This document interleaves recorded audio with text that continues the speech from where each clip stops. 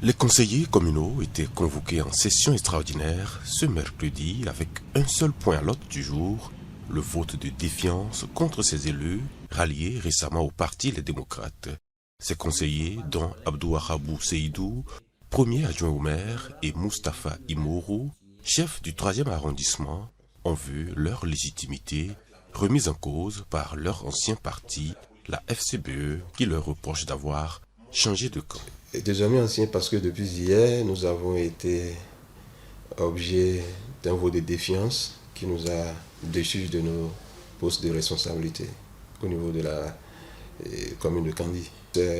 C'est un sentiment de satisfaction et de la continuité de l'action que nous avons posée parce que la raison pour laquelle nous avons été déçus, c'est parce que nous avons adhéré au parti Les Démocrates.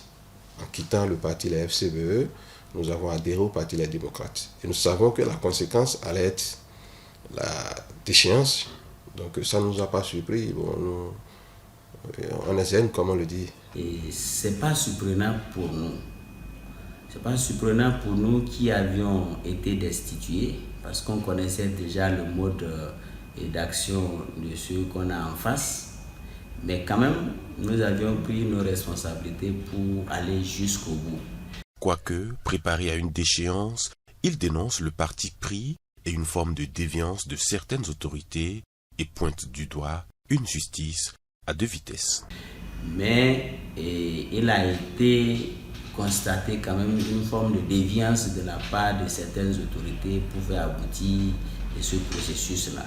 Et ce n'est pas de petites autorités. Vous avez remarqué que dans la salle, il y a des honorables qui, en dépit de leurs multiples occupations, qui les empêchaient même d'être présents au Parlement sur plusieurs mandats, ont trouvé le temps nécessaire hier pour s'asseoir de bout en bout pour donc participer activement. Quand il dit activement, c'est dans tous les sens. Financièrement, un national sans commune mesure a été dédié pour permettre aux élus, faciliter aux élus, n'est-ce pas, leur destitution. Le parti FCBE avait 18 conseillers. Oui. Au lendemain des élections, le parti a eu 18 conseillers. Et donc majoritaire. Et aujourd'hui, avec les départs sur les 18, je crois que si j'ai bonne mémoire, il n'y a que 2 qui restent encore, qui ne sont pas partis. Bien sûr, il y a eu des départs. Alors ces départs-là, est-ce qu'on a eu à les déchoir eux aussi? Non, ils sont toujours, malheureusement, ils sont toujours à leur poste. Pourquoi? Et c'est ce qui convient d'appeler le chef du système partisan.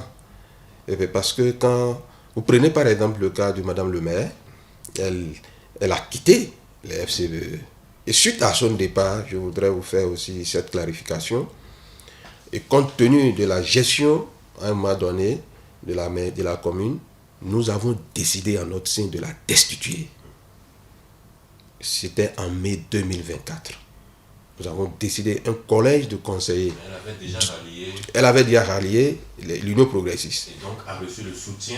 Elle a reçu le soutien du parti. Donc, malgré ça, il y a certains élus de l'Union progressiste qui ont signé la lettre de demande de défiance à son égard, que nous avons déposée, d'accord, à la préfecture, et nous lui avons transmis ça, puisque c'est elle qui doit convoquer la session. Une critique qui vise directement le maire en fonction, elle-même, SFCBE, aujourd'hui acquise à la cause du parti Union progressiste Le Renouveau. Un climat de méfiance et de suspicion qui risque d'affecter durablement le fonctionnement du conseil communal de Kandi.